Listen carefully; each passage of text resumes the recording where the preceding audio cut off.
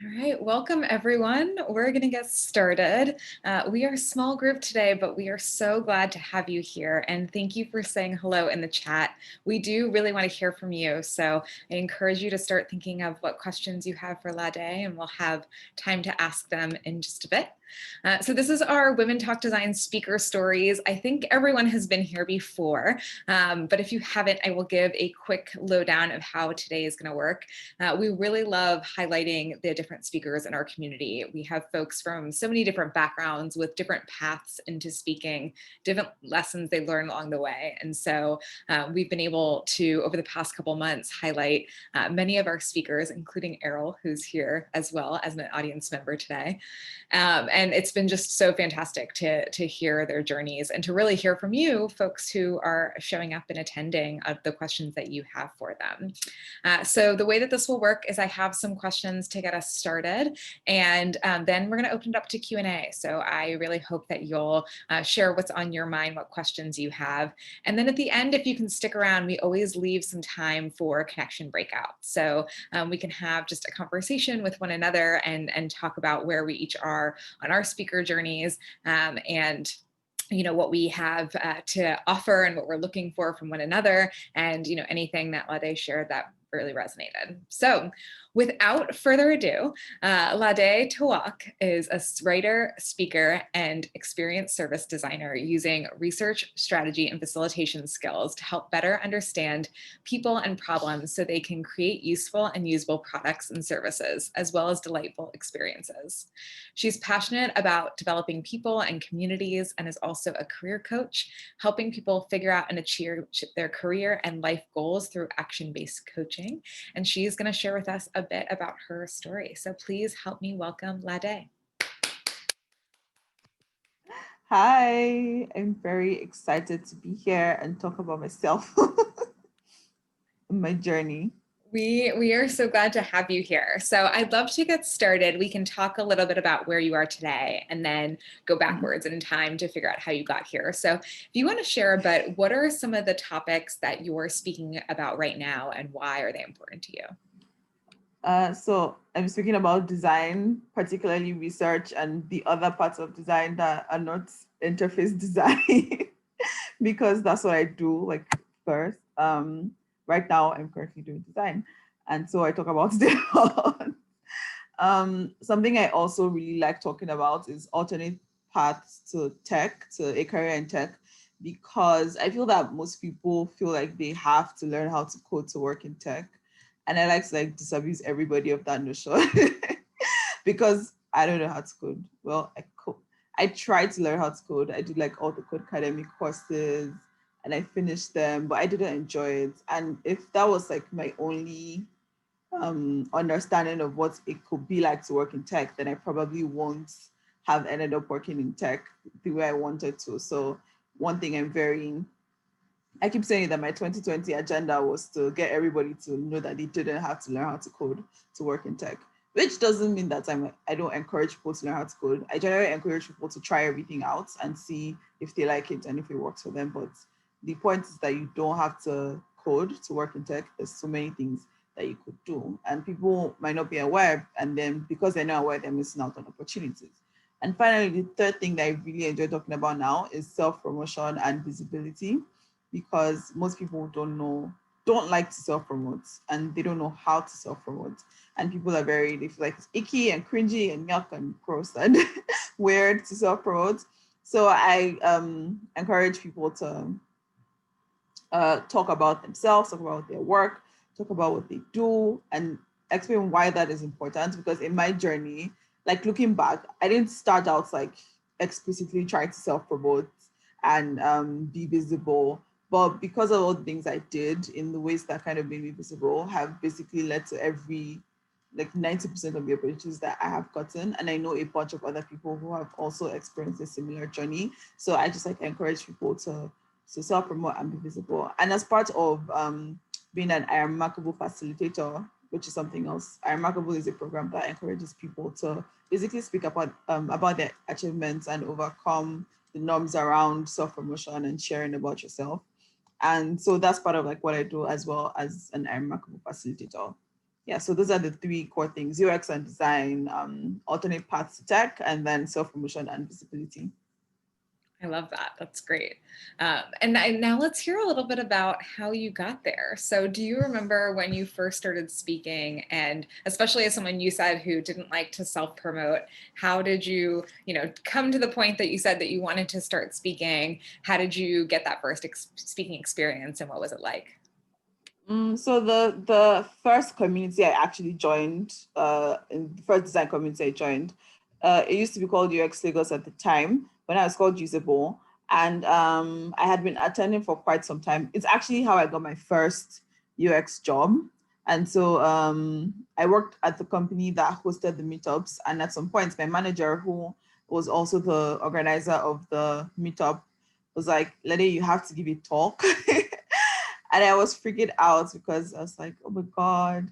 I have given like talks before, but mostly as an undergrad to my like colleagues, and like uh doing like CV workshops and stuff like that, like just with people, very small groups of people that I mostly knew from school. And so and even though I knew a lot of people in the community as well, because I had been going for like basically since the beginning, it was still like a different topic, different atmosphere, different space, and it was like nerve-wracking. And I was mostly concerned about somebody asking me a question that I didn't know the answer to.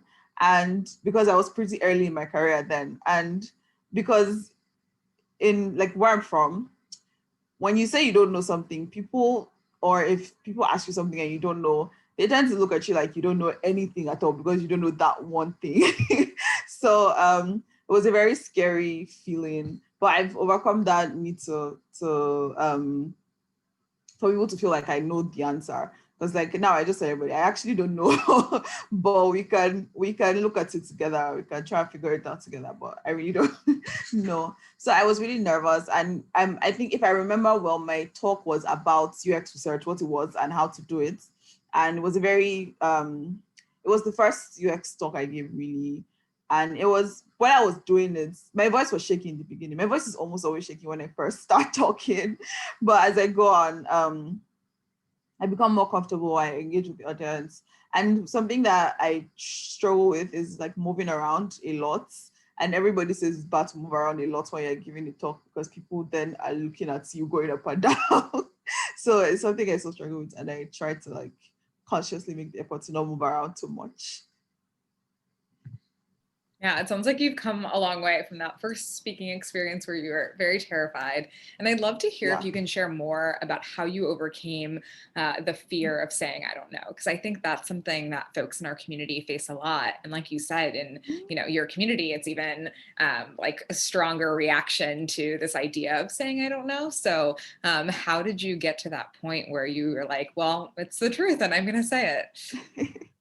So for me, I think I got to a point where like it's ridiculous for people to expect me to know everything, even everything about like what I do, because there's so much that comes out every day that I can't know.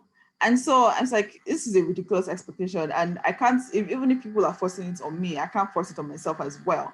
And so I'm just going to like, let's just make this very clear. You also don't know, which is why you're asking me. So why do you expect me to know? And why is it so wrong if I say I don't know? And then I can say, okay, I don't know this, but if I know somebody whom I know, I can like send you to the person whom I know. Or I can say, okay, I will look it up and let you know afterwards. And then, but I also don't like doing that second part, because why can't you also look it up? Like, why is it my responsibility to know the thing that you want to know? Because you want to know, that's why you asked it, right? So why is it my responsibility to know what you want to know? It's just weird to me. And so that's why I'm like, I can't be putting ridiculous expectations on myself to know everything. It's not possible. Yeah, I think that's a good mindset to have to be able to reframe that. And I'd love to hear a bit about how you find your speaking engagements. And, if people reach out to you, how do you decide when to say yes? I know you found that first one with the nudge of your boss at the time, but I know you've Yeah. spoken a lot since then. So it's a bit of both. Sometimes I reach out to people, sometimes people reach out to me. And to be honest, most of the time when I reach out to people, I don't get a positive response. So I also like I have a 20% reaching out to people's success rates. But when it comes to, a lot of people reach out to me, and usually from, maybe I gave a talk somewhere before, or I wrote an article that they read and they want me to come and give a talk around the article, or they attend a workshop that I gave and they want me to come and give a talk, or they watch a talk I've given previously and they want me to come and give it in their own community or in their own space. Or they're just like, okay, we like you, I want to come and give a talk on anything. So like different ways. I don't really have a science or like decision metrics of how I choose what to accept or not. But the thing I first consider is my schedule. Like, do I have the time at all? If I don't have time, it's like an obvious no. If it's a recurring event, like maybe a monthly meetup or something, then if I'm not available for the one that they're inviting me to, I might like, okay, I'm not available for this one, but in like 2 months, I will be available to come and give a talk at your community. Then I also think about like who's the audience. Like I don't always follow this process. I don't want it to like it seems like I follow a process every time. Sometimes it's like an instinct that I have, like, okay, this would be a great thing to do. Sometimes it's like my instinct is not, I don't have positive vibes from this, so I'm not going to do it. But most of the time I think about like my schedule. Then I think about if it's a, like what do I get from it? Because I know like a lot of the time we're always trying to be like give, but sometimes I also want to get something out of out of this. Like, so what do I get out of it? And it might not be like cash. More often than not, it's not cash, because I mostly speak at like community events that are like not paid. So it's mostly not cash, but it's like, who are the people I'll be speaking to? What opportunities can come out of this? Can you get me more speaking engagements? Can you get me work, freelance work? Can you get me like something else? Who are the people that will be there? Do I have to create a whole new talk, or can I recycle something that I have done before? Do I have any already existing talks that kind of fits into this that I can edit, add some things, change some things, and redo it here? Or do I have a new talk that I want to practice with a small or different audience? Stuff like that. So like there's no actual, I don't have a if this then yes, if that then no. I just like, it's always, I don't know. I just like how I feel at the time and where I am and what I have, what resources I have. Yeah. Yeah, that's great. And you spoke to this a little bit, but I'd love if you can share, why do you speak?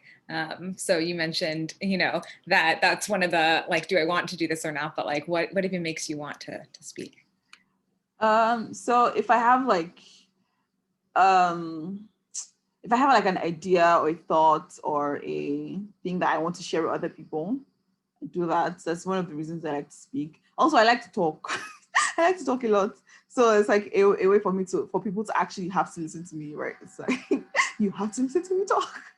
And then also, because actually the sense of something that I say or something that someone hears me say impacting someone, it's a very nice feeling to know that something that you said or did really impacted someone's journey or career or path.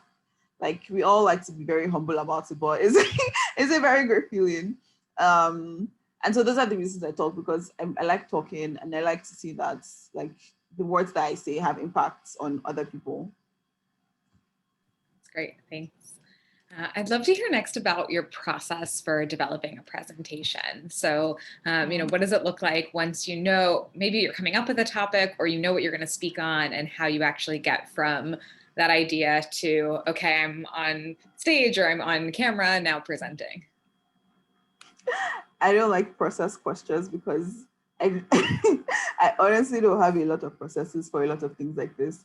I mostly go based on my most of my talks and most of the things I write come out of questions that people ask me. So if I'm getting a question a lot, I'm like, okay, I should probably do a talk or an article about this. I can send to people when they ask me about this again. Or it might be I work on something and maybe from a project there's a lesson that I learned or something that I think that more people should know about based off of this experience that I had. Then that's like another source where my ideas come from. Sometimes my talks are based off of articles that I have written. So I just like I reuse content a lot. I just like reuse some article I've written, or I can sometimes the tweets that I'm just like, there's something deeper here. There's a lot more here. And then I expand that tweet into a talk or a thread into a talk. Or somebody says something to me and it gets me thinking and it becomes a talk or an article. Yeah. And so when I have that, I work with outlines. Whether I'm giving a talk or writing an article, I always start with an outline. I just like outline like bullet points of the thoughts as they come to me or as I think about them. And then after some time, I like to sit. I like to let my articles and talks sit for a bit. And then there's no real timeline. Sometimes my articles and talks can sit for 3 months. Sometimes it can be 1 day. All right. So I just have to sit, and then sometimes I do some more research if like I feel like the things I'm missing, I'm not seeing. I do research to see like what have other people said, what new thing am I saying, how is this different from what other people have said, and so on. Sometimes that discourages me when I feel like somebody has said all of this, but sometimes it doesn't matter. I just go ahead and do it anyways. And then when it comes to the actual doing the talk, I do my slides either in Google Slides or Canva. And then I practice with my friends and my partner, and they give me feedback, and then I change things about like maybe the order, maybe it doesn't flow so well, the structure is not so great, and then we do the whole thing and to make it flow better. Also, I have people who, when I have a talk, if it's a physical, when I used to do physical talks before the pandemic, I usually have a friend come with and like take notes about what I did right and what I did wrong and what I can do better. And yeah, that helps as well. Which is how I knew that I moved too much when I give talks. So yeah, that's basically my process, if I can call it that. Yeah, it's great to have that community of support to give you feedback and help you improve. I'm curious, have you been giving talks now virtually, and is anything changed about how you prepare or just how you present now that we're online? So virtual is kind of hard because technical issues like internet. I recently gave a talk, I think in November, early November, and like for 10 minutes I couldn't connect to the call. And at some points I got disconnected for like 5 minutes. So it was like a mess. So besides like the technical issues and trying to work around, or people might not be able to see me, I may not be able to like share my screen. I may not be able to, if my network is really bad, I have to turn off my video. So how do I keep it engaging? So I like to try to like ask the audience questions, and then it might be challenging when it's a format where I can't see the audience. So I recently gave a talk where it was live streamed to YouTube, and it was only me and the host in the room. And so it was like kind of weird because I didn't know who I was talking to. I couldn't see what was happening. But in terms of like actually preparing for my talks, there's not really like much difference in the content and structure. The only thing I do is I try to make it more engaging, ask more questions of the audience, because I mostly can't see them. So just to be sure that people are there and actually listening to me. So yeah. Definitely. It sounds like I think we can all relate to those technical issues. And that was actually another question I was going to ask, is if anything has gone wrong when speaking, either in the before times in person, or it sounds like you've dealt with a lot when it comes to virtual. And just how do you deal with those things as they come up? So for me, like so for example, when I have a virtual talk, because I do my slides in Canva or Google Slides, and for Google Slides it's kind of easier because on my device I set everything to sync offline, so even if my network is not really great I can still see my deck. But with Canva it's like a lot harder because you have to be like proper connected to the internet. So I download like a PDF copy of my slides, but the problem is that I can't see my speaker notes. So I try to like have my speaker notes on paper, or like memorize my speaker notes, or just like know my talk, even if I can do it without my deck and my speaker notes and everything. Just trying to make sure that I cover all my bases when I give my talk. Yeah.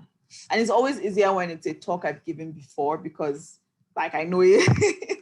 And maybe there's like just a few additions to it. So it's less difficult to like manage those technical difficulties. But if it's a talk I'm giving for the first time, it's very nerve-wracking because it's like, whoa, I don't really know this 100% yet. So I hope this works. Yeah, definitely. Y'all, we want to hear your questions. So you can write in the chat or you can unmute. I have a couple more for Lade, but we want to make sure that the things that you were curious about and the questions that you have a chance to ask. So feel free to drop those in the chat. My next question, and I talked a little bit about why you speak before, but I'm curious if speaking has had an impact on your career and in what way. Yeah, so definitely. And it's like part of the thing that lets my whole self-promotion be visible, workshop and the whole thing is because, like I said, so for example, my second job after I left my first job, um, I was referred for that job and I didn't know who referred me until I got there. And when I asked like how they found me, they said that the person had attended a talk that I gave and that's how they knew me. So it's like those kinds of opportunities. Like I gave a workshop somewhere and somebody reaches out to me months later, weeks later, days later to do some research for them or to give another talk or to write an article or something. So yeah, speaking has definitely had a very good impact on my career in terms of finding me new opportunities that might not necessarily be like a full-time job, but definitely like something beneficial in some way. And even again, like I said before, just like knowing that, oh, somebody reaches out to me and say, oh, I heard this talk that you gave at this place and it led me to do this, and then I got that. So that's also a very great feeling as well. Yeah, so it's both helped you, but also helped all the people that have listened to your talks. That's awesome. What do you see as kind of your future in public speaking? Do you have goals for next year or in the next couple of years? And what would you like to do next when it comes to public speaking? Very interesting that you should ask that because yesterday I was just talking with my friend about how from next year I want to do more paid speaking engagements. Like my goal for 2021 is to do more paid speaking engagements because like I said, most of the talks I've been doing are like small community talks, with the exception of like maybe one, like 3 or 4 talks.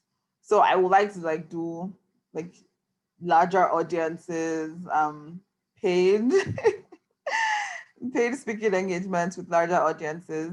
And then I also want to develop some more talks around some of the things that I've learned from this year and some of my ideas that I'm sitting for quite some time to flesh those out into full talks. I'm not sure I want to still do physical like speaking events yet because I mean the virus is still around. So I'm still happy to be doing virtual talks for now. I don't have any plans to change that yet. Yeah, I was talking to a lot of event organizers. It seems like many of them are still planning to keep their events online, which is a good thing for all of our safety. Yeah, I mean, like it means that I don't have to like travel or be in traffic or like go somewhere. Like, yeah, I like virtual talks. Yeah, worth the trade-off for maybe the internet going out. Yeah. My other question is about the advice that you have for new speakers. And this can be something you learned along the way, or maybe even the best advice that you've received from someone else throughout your journey and that you can share with us. Yeah. So the best advice I received is to always ask for their speaker budget because apparently for some weird reason people have a speaker budget, but they might not tell you. And if you don't ask, then they like keep the money. So, and that's happened to me like a number of times where um I didn't ask, and then I found out that somebody else who had spoken got like a speaker fee or like an honorarium or something. And there are times where I did ask, and it turned out that it did have a speaker fee, but they didn't tell me. So it was like, okay, so always ask for money. And then the worst that happens is they say no, they don't have a budget, and then you can now decide if you're going to go ahead and do it or not. And I think that the advice I would give anybody who wants to be a new speaker is, yeah, always ask for the money. And then also, don't feel like, another thing that a concern that people have is that, oh, I'm not saying anything new, or somebody else has said this topic. I feel like, because for the fact that you're the one giving that talk, or writing that article, there's a unique perspective that you have that other people might not have. And when you don't share that, you're depriving the world of your unique perspective. I mean, like, and like the way I think about it, an example I give all the time is like, if you Google something like, how do you strike through text in Google Docs, you'll see thousands of articles, like literally thousands of articles on something that is like literally just like 2 steps or 1 step. And so, like, there's no reason you can't also put your voice out there. And because sometimes people don't really, the content is not what matters to some people. It's like, who is saying it to them, and maybe you're the person that somebody needs to hear, right? I love that. That's such great advice. Lots of great advice all around. We have some questions coming through that I'm going to ask. Thank you, y'all, for asking them. Errol wants to know, what changes would you like to see happen in conferences and events to allow more women and other folks that often don't get asked to speak, other than getting paid, obviously? I'm like, my first answer was going to be like, getting paid. But I think that for people to look outside of like their regular speaker pool, because something I noticed a while back is that a lot of events, like if you look at some events for like the past 2, 3, 4 years that it has been happening, there's usually one speaker or two speakers that speak at every year's event, or or the like demography is the same, because they're probably like pulling from the same source all the time. So it's like to expand your pool, especially now that they're virtual events. Like, you don't have the excuse of, oh, we can't afford to like fly you out, or like bring you from this other state. Like, everybody can connect. Well, okay. So people who have access to the internet can connect to the internet, and so you don't have the excuse of distance and location, and getting more voices from like various places. Like, for example, if we're still doing physical events, very unlikely that I would have been able to do this Women Talk design session, because I'm based in Lagos, Nigeria, and Women Talk design is primarily based here. So, but because they're like virtual events now, you can pull from like anywhere in the world. And so just expand your reach. Like, don't go to the same 5 speakers all the time, or don't go to the same four big tech companies all the time to pick your speakers. Like, there are people everywhere who have valuable things to say and add to conversation. So find them. I feel like people don't put in enough effort to find people, and they just say, oh, we didn't find anybody. And then when you ask them what effort they actually put in, then crickets, no answers. Yeah, well, we're so glad that you were able to come here today, and that even though I'm in California and you are in Lagos, we can still chat. Yeah. Our next question is from Shi Chao, who wants to know, what is the most challenging part of giving speeches, and how did you overcome it? So for me, I don't know like that there's anything super challenging for me right now, but I would say that in the beginning, when I first started, was like initial, like getting over the initial nerves of getting on stage to talk. Like I said before, like whenever I started to talk, my voice was always shaky. But the more that you do it, the less that you're afraid or nervous, because you know, like I've done this before, even if it's not the exact same topic, but you know that I have stood in front of an audience before to speak. And I think that there's like less nerves with virtual speaking, because you can't see everybody. So that helps. I really love virtual, like in case you haven't realized, I love giving talks virtually, because there's less pressure. There's like, people aren't staring at me, nobody's looking at my clothes. Because when you're giving a talk in person, you're worried about all these things, like, is my clothes hanging in some weird way, or my fits in some weird direction, and you're thinking about so many things. But when it's online, you just have to worry about like your face and like your upper body and how you look. But yeah, it's like the more you practice your talks, the more you practice giving talks, whether like at small, like you can even start with your company, like in-house in your team, your startup, you work at a startup or an organization that has like learning sessions. You can take learning session as an opportunity to practice giving a talk. Because I know, like from my own experience and from other people that I know, it's like the more you talk, the more you give talks, the more you talk to people, the more you practice your talks, the less nervous you are when you want to give a talk. And you're more likely to like you can also like do spur of the moment talks as well. And a great place to start is lightning talks. I know a couple of events have these opportunities for first time speakers, like a 5 minute talk. So yeah, that's one place that you can practice as well, like do lightning talks or organize a talk thing with your friends. So there's a game that I used to play with some of my friends when we used to have physical meetups, and we actually did on some virtual meetups as well, where everybody has to do a 3 minute presentation on something, right? So it doesn't have to you don't have to wait for like some large events. Gather a couple of your friends and present something to each other for 3 minutes or 5 minutes. I love that. That's great. Women Talk Design has a lightning talks event we do about every 2 months. So if you're looking to practice a short talk in front of a supportive audience, keep an eye out for that. On a similar note, Lade, I'm wondering if you have any rituals that you do right before speaking or right afterwards to help you kind of get in that mindset of, okay, I'm going to start speaking now, and then also to get out of it. I know it's something I've heard a lot from folks recently is like, it's so weird to just, I'll be in like a work meeting and then I'm giving a conference talk and then like I'm in another work meeting. And so, yeah, just wondering if you have kind of anything that you do. So for virtual talks, mostly like doing the whole, there's all these things about like making sounds and sounds and all these things, and clearing your throat and drinking water, just to make sure that like when you start, you're like very like your voice is clear. And then also I pray, because like I pray I don't mess it up. I pray that my internet works fine. And then if it's in person, I pray I don't trip or fall.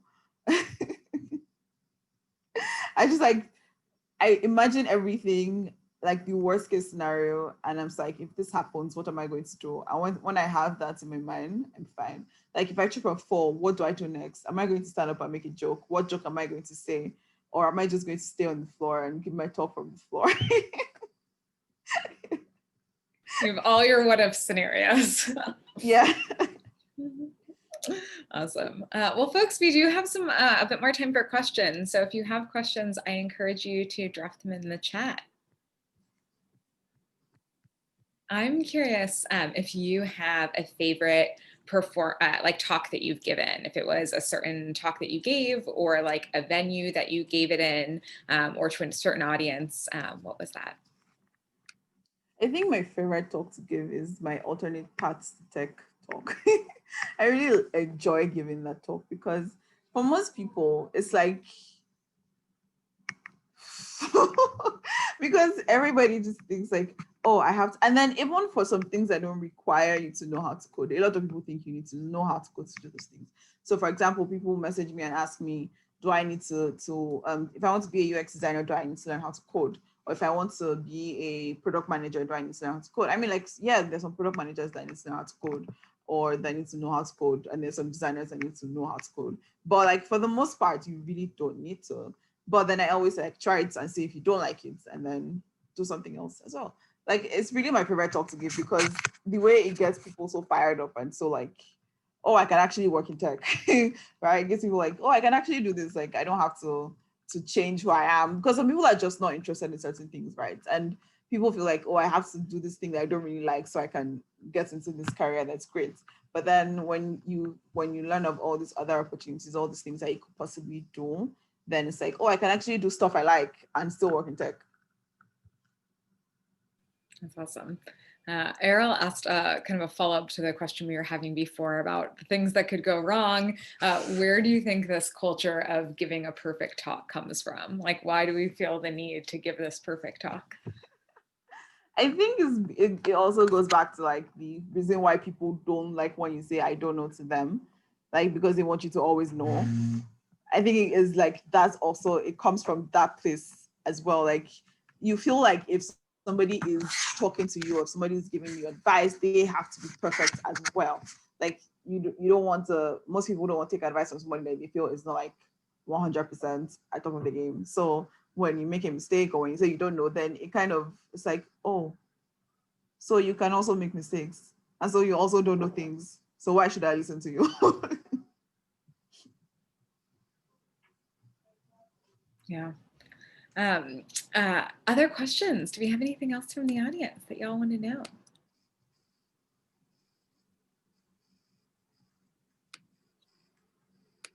I'd love to hear, I know you do some like longer talks and workshops on this, but what advice do you have for folks around being visible? I know that that's, you know, speaking is obviously part of that, but, you know, for someone who's like, I know that it's important to be visible.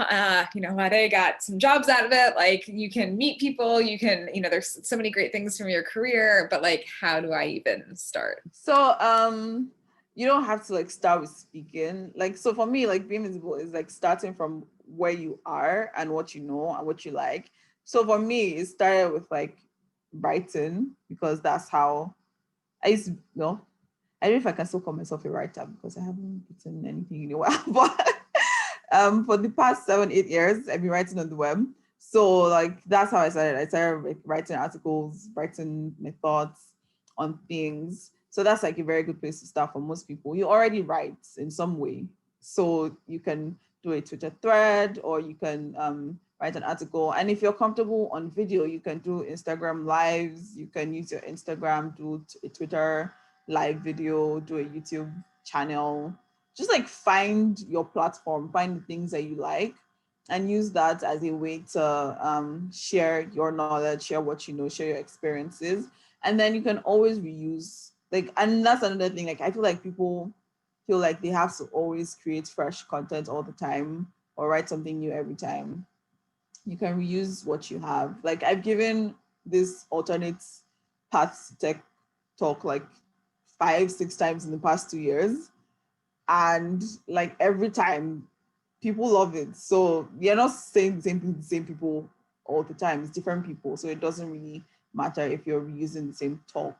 Um, Even for writing, you can take an article that you've written and make it into a talk. You can take a talk that you've given and make it into an article or into a Twitter thread or do a short Instagram live session or something. Like just experiment with various things and don't like feel like you have to do something a certain way because someone else did it that way.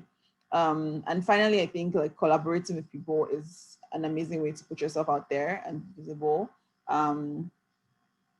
So if you know someone who organizes a meetup, you can pitch in, offer to give a talk. Because for a lot of meetups, especially like the small community meetups, it's very hard for them to find speakers. And I know this because I've been organizing a community meetup for like over 6 years.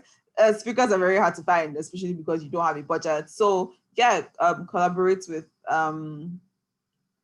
communities, small meetups, and give talks. Be okay to start small. Don't expect that your first article is going to get 100,000 likes on Medium or claps on Medium or something. That can happen. Like it happens sometimes. Somebody writes one article and then it goes viral. But like, don't make that your expectation. You can aim for that, but like, don't be disappointed if that doesn't happen. Just keep going because you don't know like where your one thread or your one Instagram live video or your one article will get to and who will see it and what opportunities will come out from there. Awesome. So much great advice here. I have just 2 more questions based on some of the things that you shared already.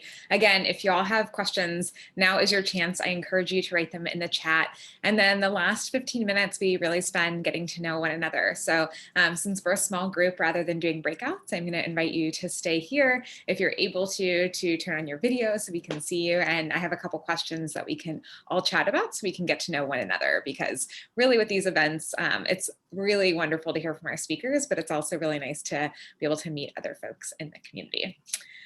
So one of the questions I wanted to follow up on, you gave this really great advice about reusing your material and your talk. And I'm curious when you know when you should keep reusing something or when you should come up with a new talk. Like, is there a point where you're like, okay, at this point now I should move on, or I have an urge to move on, but like, here's how I know that I should keep giving this talk? So when I reuse my talks, I don't give the exact same talk every time. So the 6 times I've given this alternate paths to tech talk, they've all been different. Sometimes I even do like I think I have 4 different decks now of the same, 4 different versions of the same talk. So when you're reusing a talk, you're not like doing it word for word. You're thinking about who the audience is. So the first time I gave that talk, I can't remember what the first time I gave the talk was, but there was, I think it was like a general event where there were like multiple talks going on. And so I wasn't sure who exactly would be in the audience, so I made it generic enough. But then the second time I gave the talk was to people who were still in uni or about to graduate. And so it took on like a different perspective of, okay, wanted to get into tech from being a student or still being in uni or being about to graduate or have just graduated. Another time I gave the talk was to an audience of women only. And so I modified the talk to fit into like that kind. So like when you reuse a talk, you're not just like literally copying and pasting your same talk everywhere. You have to like modify it to the audience type that you're speaking to. And also as you go along, based on like on gathering new experiences, as you give the talk, you get more feedback. You're able to like add more things to the talk, remove things. So even if you give a talk, the thing that is the same is mostly the topic, because the actual content of it, like the first time I gave the talk is very different from the last time I gave the talk. There have been new things added to it. The structure has changed based on feedback from the audience, based on the questions that people ask when I give the talk as well. So incorporating all that feedback helps you grow your talk. So your talk is not just like one thing that stays the same forever. It changes and evolves and grows. That's great. It's a living being, your talk. Yeah. And then finally, I'd love to hear you mention that you have been organizing a community. And so I always think it's really interesting to hear from the organizing side, especially as someone who looks for speakers. You shared that it can be hard to find speakers. And so from that perspective, from folks that are looking to speak at meetups, if you want to share maybe what are some of the things that you're looking for and when you've had really good experience with speakers and maybe some things to avoid. So I organized 2 meetups, 3 actually. So Usable, which I started out attending like all those years ago. At some point, I started like probably like a year into attending. I started helping to organize, and then when I eventually started working with the company, then it became kind of like a thing that I had to do. But even after leaving, I kept helping with organization, and then I started She Designs, which came out of I noticed that at Usable, we weren't having like a lot of women attendees. So it's like, so there was a whole process I went through before creating She Designs, which I've written about if anyone is interested in checking out the story. And then I also have the UXR Hangouts, which is for UX researchers or people interested in UX research. Yeah, so the thing across all 3 is very hard to find speakers. And from an organizer point of view, is like always planning like months ahead. So December 2020, you're already thinking about speakers for January, February, March, April, May, June, July, up to like August, or even the whole of December next year. And then one thing I know is that meetups communities are always looking for speakers. So just reach out, right? Even if they already have somebody for this month or next month, they might not have somebody for 3 months from now, or somebody might have canceled and they need to fill in quickly. So if you already have a talk or something that you want to share, then you reaching out is going to like save their lives. I think that's what even happened when I got to give my first talk. The speaker who had been scheduled canceled like too close for us to get a new speaker, and it's like, okay, Lade, you're going to do it. So yeah, just always reach out, because we're always looking for speakers, like always looking for speakers. We're almost not going to turn down a speaker, except like you have a bad reputation, but we're almost not going to turn down somebody saying, oh, I want to give a talk. And especially when you already have you don't have to have like your whole talk figured out. If you already just have an idea, like we also work with people who have ideas that, oh, okay, I have an idea around this and I would like to give a talk about it, but you may not know exactly what it will look like, and we'll help you with fleshing that out and figuring out how to do that. Awesome. That's a great note to end on, to just reach out. So I want to say thank you so much, Lade. I really appreciate you sharing your Thank you for story, your having me. experience, and your advice. Folks, I dropped a feedback link in the chat because we'd love to hear from you. And like I said, if you can, I hope that you will stick around for this next